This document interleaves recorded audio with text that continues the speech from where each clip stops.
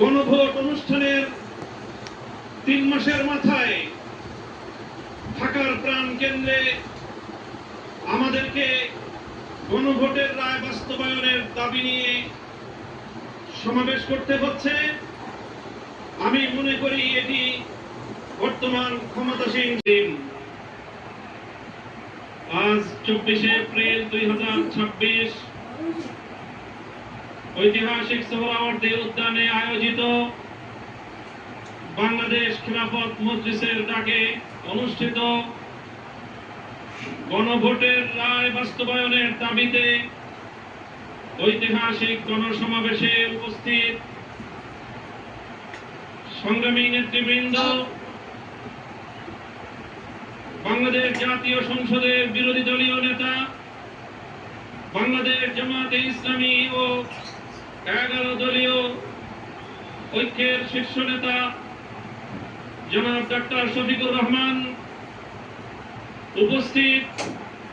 জুলাই বিপ্লবের অগ্রসেনানী জাতীয় নাগরিক পার্টির সংগ্রামী আহ্বায়ক,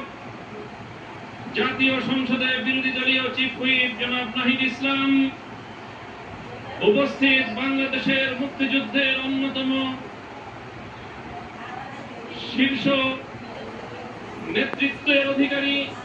রণাঙ্গনের মহানায়ক জনাব ডক্টর কর্নেল অলি আহমদ বীর বিক্রম, উপস্থিত 11 দলীয় অন্যান্য শীর্ষ নেতৃবৃন্দ,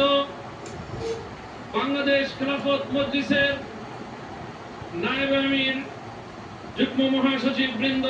মহাসচিব সহ অন্যান্য নেতৃবৃন্দ, সংগ্রামী বাংলাদেশ খিলাফত মজলিসের সর্বস্তরের নেতা কর্মী। গণভোট অনুষ্ঠানের 3 মাসের মাথায়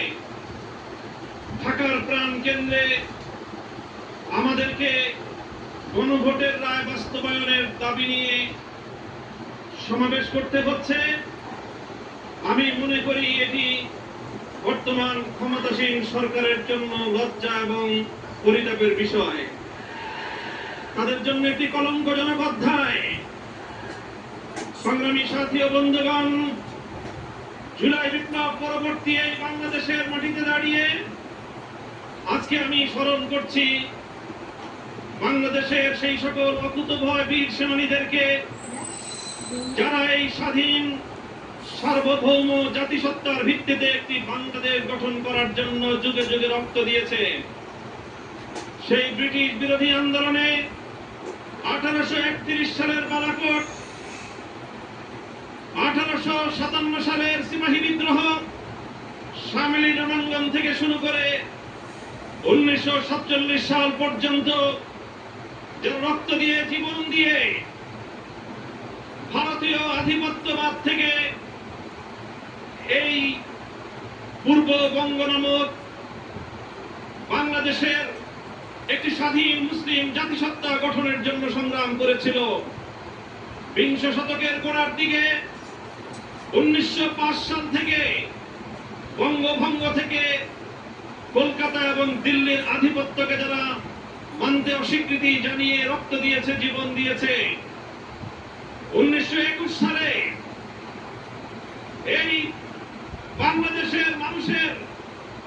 শিক্ষা দীক্ষা সহ সার্বিক উন্নয়নের লক্ষ্যে যে ঢাকা বিশ্ববিদ্যালয় প্রতিষ্ঠার পিছনে যারা অবদান রেখেছে, এরপরে 1947-এ একটি নতুন রাষ্ট্র পাওয়ার পর 24 বছর